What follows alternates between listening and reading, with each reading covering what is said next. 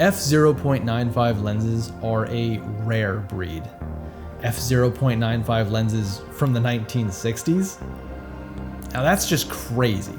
This is the Canon 50mm f/0.95.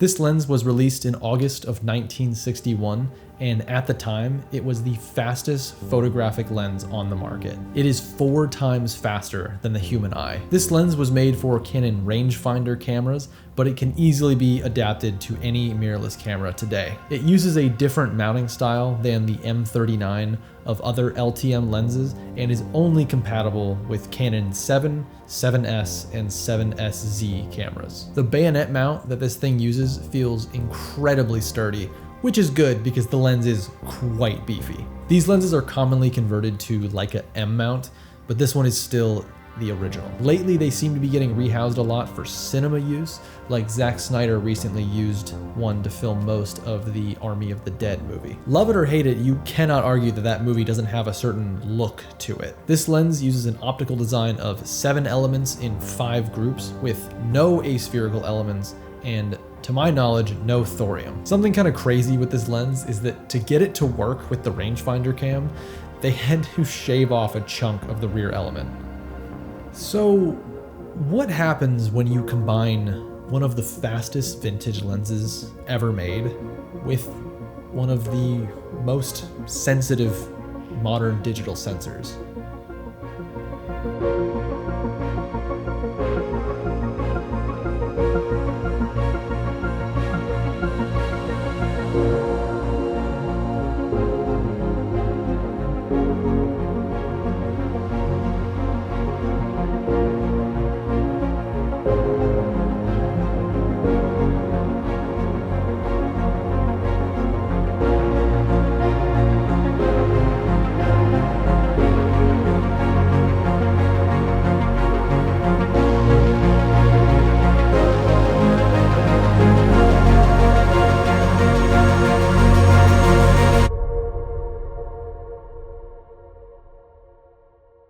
So, funny story with that sequence is I had originally planned on filming that entire thing at f/0.95 and at 12,800 ISO, but I couldn't. At 12,800, the image was so blown out that I would have probably needed 4 to 6 stops of ND to actually balance it out. So I actually shot that entire sequence at ISO 800, and even then it was still 1 to 2 stops overexposed. f/0.95 lets in an insane amount of light.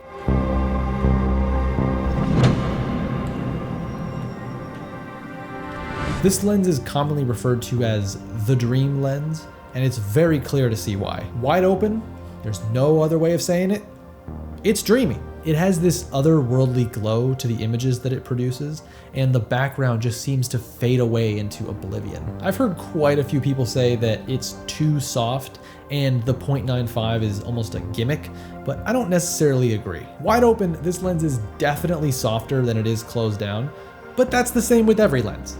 And also, if you zoom into the area that is in focus, it has decent sharpness. The depth of field is just so razor thin that it's really hard to get things in focus and keep them there. When you stop this lens down, it tells a completely different story.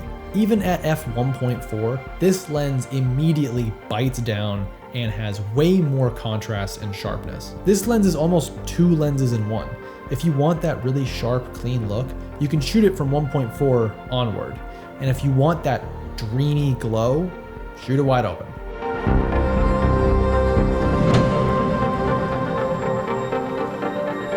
The flares on this lens are just straight up insane. Wide open, it looks like light is bending through time and space to get to your sensor. There's some really crazy like warping flares when light passes across the lens, as well as some cool rainbows that are added in. And when you stop this lens down, it still flares amazingly, they're just a bit more controlled. The flares from this lens are some of my favorite from any lens that I've ever tested.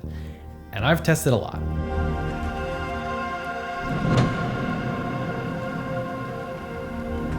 The focus breathing on this lens is definitely there, but it's not quite as bad as you would think. This may be due to the fairly bad minimum focus distance though. Rangefinder lenses typically have pretty poor minimum focus distances, and this lens is no different. It focuses down to a meter, and to put that into perspective, the Canon FL 58mm f1.2 can focus down to 0.6 meters, so you can get almost twice as close. A rehousing of this lens will address this, and most rehousing companies will get the minimum focus down to a little over a foot.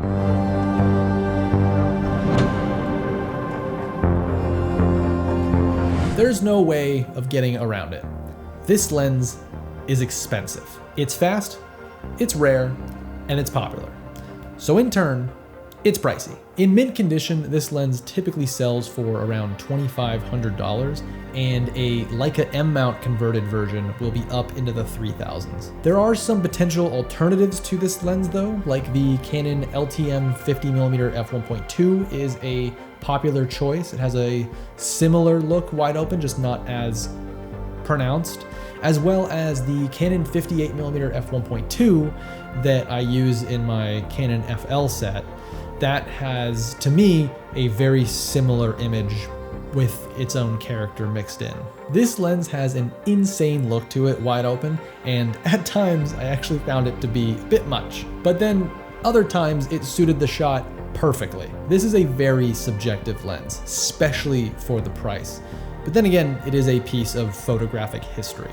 If you don't need that f/0.95 maximum aperture, and let's be honest, almost no one does, then there are so many way cheaper alternatives that can get you like 90% of the look of this lens. So what do you think of the Dream lens? Do you think it's worth the hype and the price tag that comes along with it?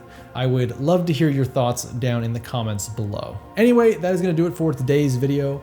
If you enjoyed it, please consider liking and subscribing. It really does help this channel out. And I'll see you in the next one.